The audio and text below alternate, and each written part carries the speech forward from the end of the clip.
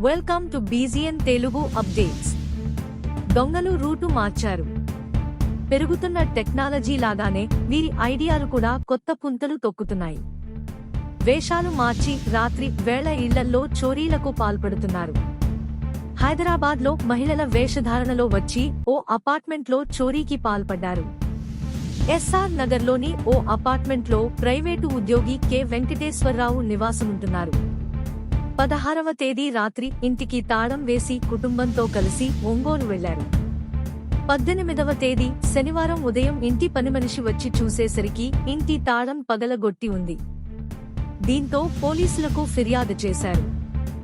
CC కెమెరాలను పరిశీలించిన పోలీసులు తెల్లవారుజామున ఇద్దరు దుండగులు మహిళల వేషధారణలో ముసుగులు ధరించి వచ్చినట్లు గుర్తించారు.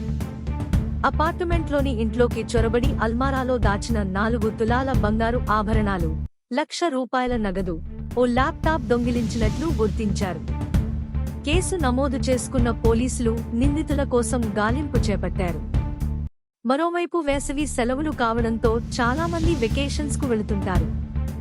ఇదే అదనుగా దొంగలు రెచ్చిపోతున్నారు.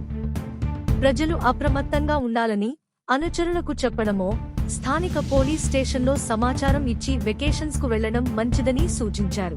Like, comment and subscribe.